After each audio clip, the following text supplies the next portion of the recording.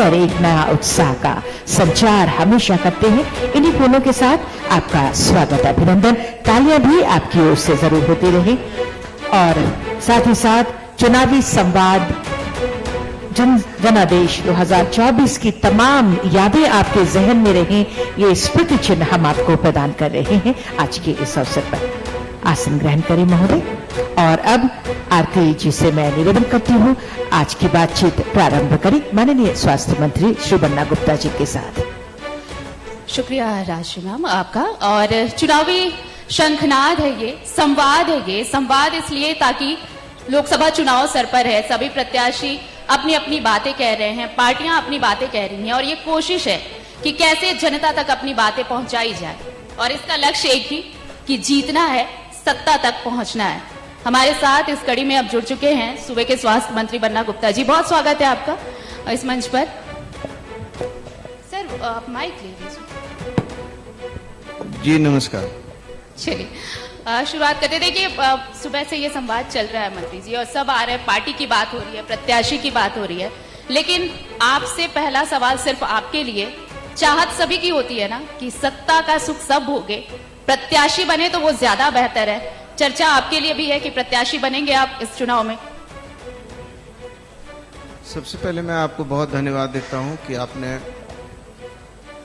ये जनादेश और संवाद कार्यक्रम आयोजित किया है। मैं बहुत साधुवाद देता हूं क्योंकि आप लोकतंत्र के चौथे स्तंभ हैं, प्रहरी हैं। जहां तक चुनाव की बात है, मेरे चुनाव लड़ने की बात है, क्योंकि मैं पार्टी का एक समर्पित कार्यकर्ता हूं और पार्टी के आदेश निर्देश का अक्षरशः पालन करता हूं और पार्टी ने जो भी हमको दायित्व दिए हैं उन दायित्वों को बहुत गंभीरता पूर्वक निर्वाह कर रहा हूं। और मैं समझता हूं कि जो दायित्व दिए हैं वो भी काफी गहरे और गंभीर दायित्व हैं।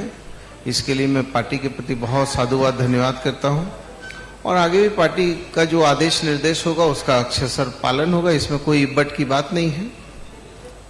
नहीं, बात महत्वाकांक्षा की है। चर्चा है कि प्रत्याशी होंगे। धनबाद और रांची सीट अभी भी अनाउंस नहीं हुआ है सर, तो ये अगर धनबाद की बात अगर आती है, रांची छोड़ भी दे, प्रभारी मंत्री भी हैं आप वहां से, दूसरी तरफ सरयू राय जी हैं, उस वक्त क्या होगा? कांग्रेस साथ देगी सरयू राय जी का? आप वहां से अगर प्रत्याशी होंगे तो समीकरण क्या होंगे? देखिए, सबसे बड़ी बात यह है कि महत्वाकांक्षा किसमें नहीं होती है। जब मंदिर में बैठे हुए पंडित जी और मस्जिद में बैठे हुए मौलवी साहब की महत्वाकांक्षा हो सकती है तो राजनीति करने वाले लोग तो समाज सेवा और राजनीति करते हैं। लेकिन जहां तक मेरी बात है कि मैं ये व्यक्तिगत मेरा जो जीवन है वो मैं ये मानता हूं कि I am not a politician, I am a social worker and I am doing only social work because I know social work is the first foundation of strong political base. So my nature, culture, work or pattern, living, thinking, thought, all is social. And now the present time politics is not commitment, it is a dirty management. So इस political जो व्यवस्था बनी है और बनाई गई है वर्तमान एक दशक में, उससे कहीं ना कहीं राजनीति के स्तर गिरे हैं, राजनीति में गिरावट आई है। लेकिन उसी के बीच में हम लोगों को इस दुनिया के सबसे बड़े लोकतंत्र पे विश्वास भी करना है और लोकतांत्रिक मूल्यों की रक्षा भी करनी है। और निश्चित तौर पर हर आदमी को अपनी बात कहने का अधिकार है, अपनी राजनीतिक दल को अपनी अपनी बात रखने का अधिकार है। जनता मालिक है, जनता चुनेगी।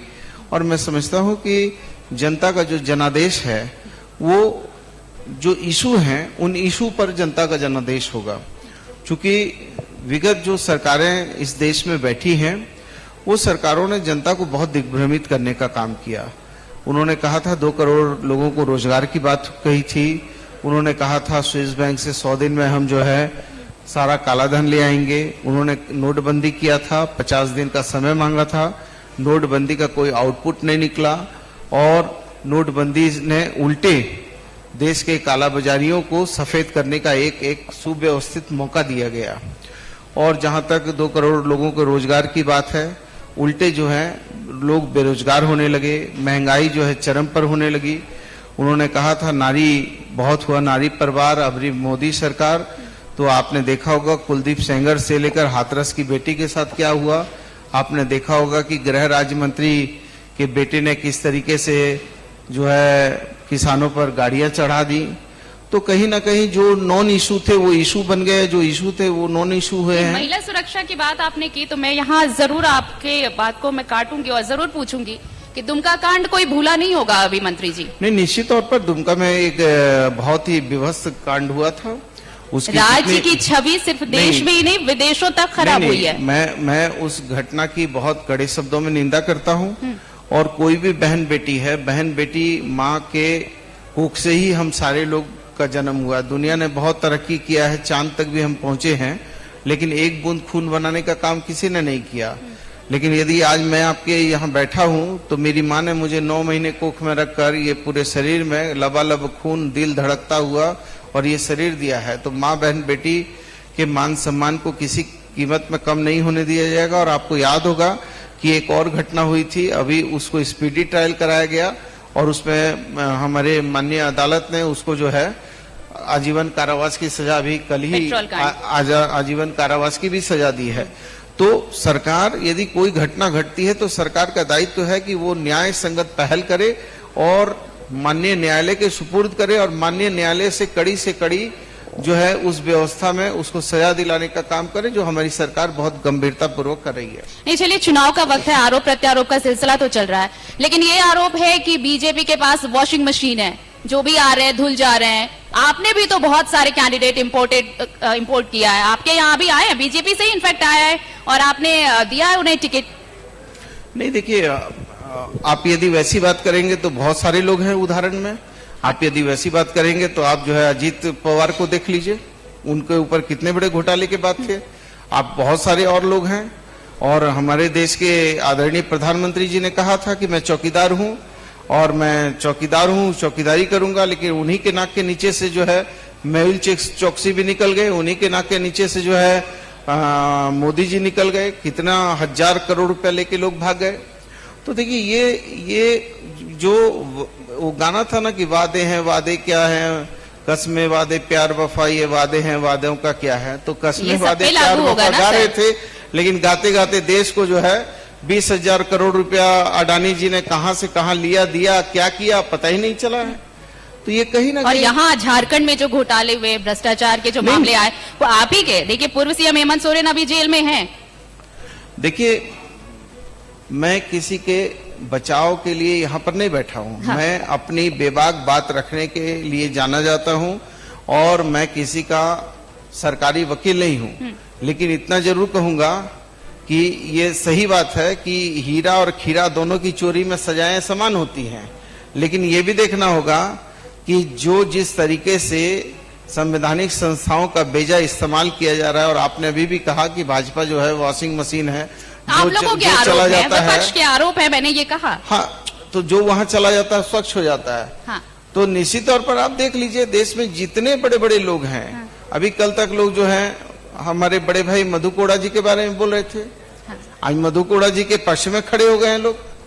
कल तक मधु कोड़ा जी को कह रहे थे, मधु कोड़ा जी कौन थे, भाजपा से ही ना विधायक हुए थे और उसके बाद उन्होंने फिर पार्टी छोड़ी थी, फिर निर्दलीय मुख्यमंत्री हो गए।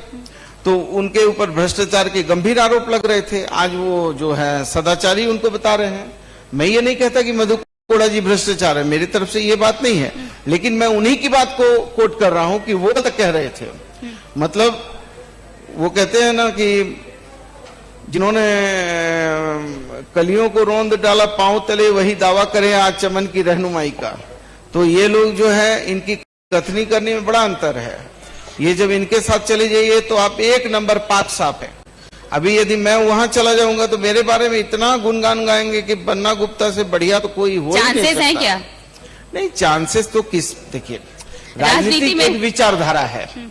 विचारधारा, राजनीति में कोई किसी को रस्सी से नहीं बांध के रख सकता है। ये गलतफहमी किसी को नहीं होनी चाहिए। राजनीति की एक विचारधारा है और मैं कांग्रेस में हूं, उस विचारधारा के साथ हूं।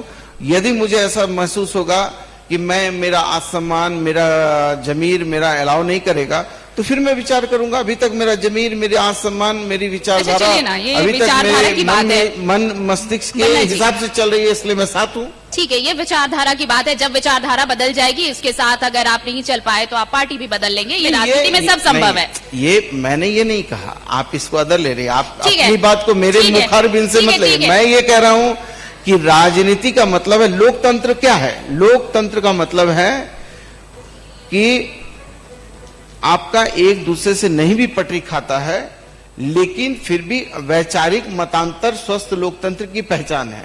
इसलिए विचारों का मतांतर होना चाहिए, लेकिन व्यक्तिगत द्वेष नहीं होना चाहिए, राग नहीं होना चाहिए। लेकिन भारतीय जनता पार्टी की सरकार ने, हमारी जो सरकार चुनी हुई थी, उस सरकार को अपदस्थ करने के लिए, उसको अपमानित करने के लिए, प्रताड़ित करने के लिए, उसको पीछे दरवाजे से राज्यपाल का शासन, राष्ट्रपति शासन लगाने के उद्देश्य से नाना प्रकार के उन्होंने साजिश किया। लेकिन वो साजिशें जितनी भी की, लेकिन हमने कुर्बानी जरूर दी। लेकिन हमने अपने बाप दादा की, हम जमीन बेचने वाले लोग हैं, लेकिन जमीर बेचने वाले लोग नहीं हैं। इसलिए हम डरे नहीं, झुके नहीं, सहमे नहीं, लड़े और मजबूती से आज सरकार चल रही है। चलिए ना, आप लड़े और मजबूती से आप टिके भी हैं। अभी सामने चुनाव भी है, मजबूती से चुनाव मैदान में डटना भी है। ये बताइए, मोहब्बत की दुकान खोली गई, न्याय यात्रा निकाली गई, लेकिन उसके बाद भी क्या गारंटी को कॉपी किया गया? गारंटी मैं इसलिए बोल रही हूं क्योंकि मैनिफेस्टो जारी किया कांग्रेस ने और फिर उसमें भी गारंटी लाई गई। क्या ये कॉपी किया गया या मजबूरी थी? क्या था ये? नहीं तो भाजपा को तो ये करना चाहिए था कि गारंटी शब्द को ही उनको पेटेंट कर देना चाहिए था। ये गारंटी शब्द जो है हमारा है, अब ये गारंटी शब्द नहीं, क्या जरूरी था क्या? कोई दूसरा बोल ही नहीं सकता है। अब उन्होंने तो हर बार एक नया जुमला दिया। 15 लाख रुपया कहा कि हर आदमी के खाते में आ जाएंगे, और उसके बाद जब बात हुई तो कहा अरे भाई ये तो जुमला था। तो अब कौन चीज क्या जुमला है ये तो बाद में पता चलेगा, अभी तो नहीं पता चलेगा। लेकिन बाद में बोला जाएगा कि गारंटी की बात भी तो ये जुमला है, जुमला के तौर पे बोला था।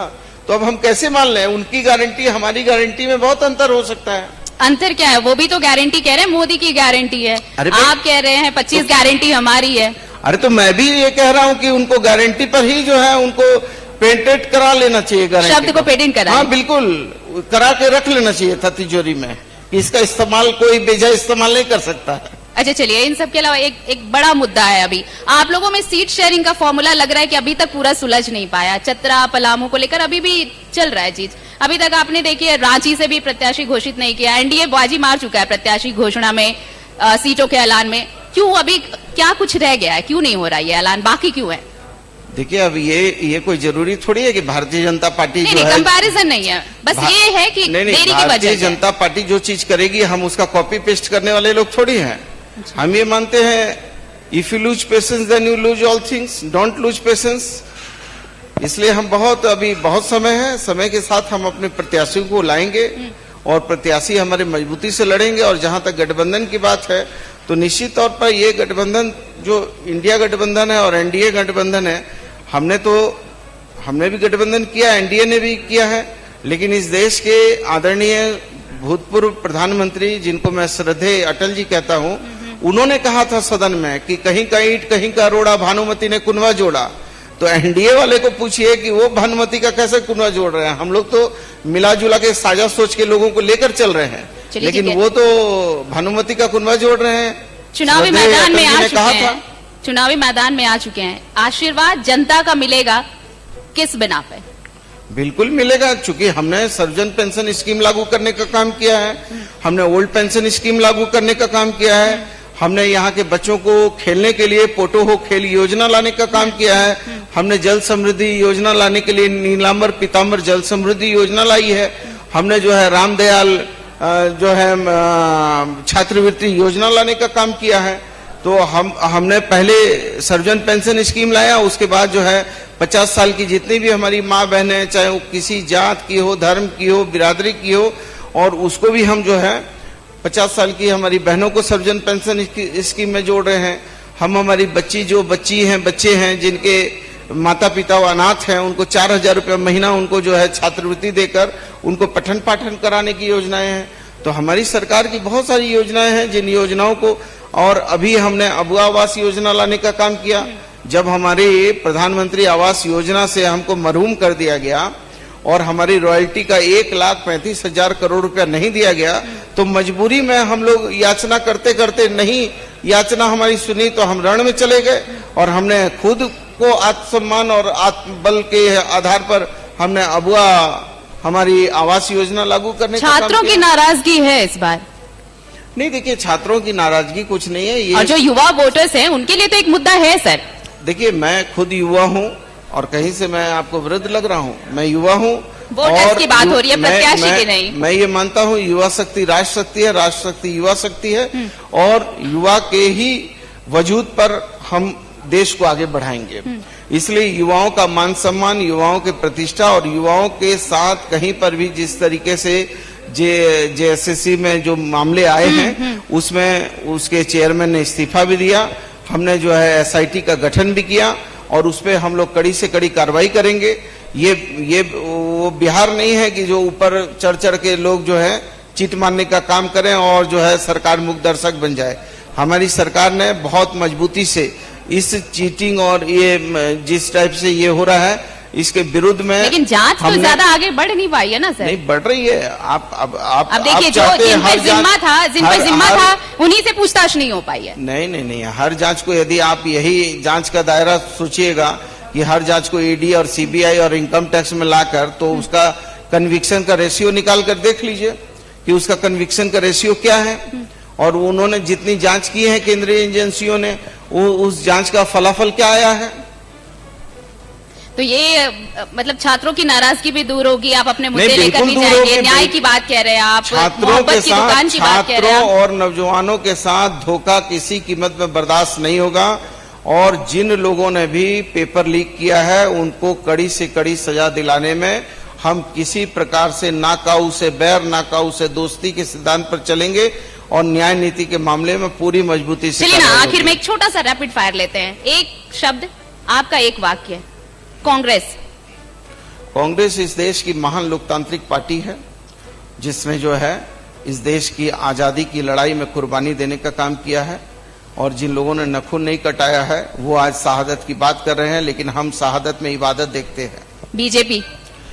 बीजेपी पार्टी एक ऐसी पार्टी है जो कहती कुछ है करती कुछ है और जितने नॉन इशू हैं उसको इशू बना दिया है, इशू को नॉन इशू बना दिया है और लोगों को भावनात्मक जाल में फंसाकर इस देश को के जो हमारे गौरवशाली इतिहास है उसको गर्त में ले जाने का काम कर रही है।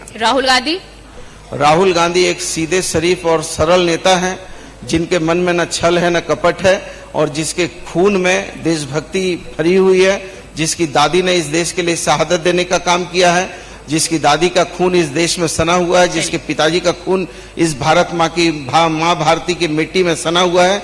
इसलिए जिस खून से वो पैदा हुए हैं उस खून के कण कण में जो है देशभक्ति है और माँ भारती के प्रति वो जो है समर्पित है। आखिरी, पीएम नरेंद्र मोदी जी एक अच्छे कुशल वक्ता हैं, कुशल शासक हैं, लेकिन जो उन्होंने जिन वादों को, जिन नारों को दिया था, चाहे वो नारी सशक्तिकरण का बात हो, चाहे भ्रष्टाचार का बात हो, चाहे 100 दिन में काले धन को लाने का बात हो, चाहे उन्होंने कहा था कि महंगाई कम हो जाएगी, पेट्रोल और डीजल के दाम कम हो जाएंगे, वो सारे नारों और वादों को में वो विफल हो गए हैं।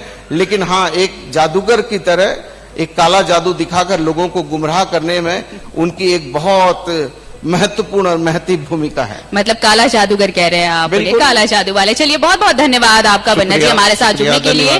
तो देखिए कांग्रेस अपने पूरे दमखम के साथ उतरी है, 14 सीटों का लक्ष्य है, 14 सीटों में सभी पर मजबूती से कांग्रेस अपने गठबंधन के साथ उतरी है और उम्मीद यही है कि इस बार 2004 वाला परिणाम party दोहराएगी।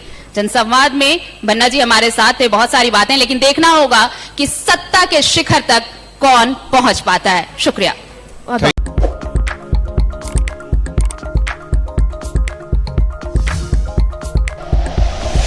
Like and share videos, subscribe करें हमारा चैनल और प्रेस करें बेल आइकॉन। न्यूज़ 11 भारत, सच है तो दिखेगा।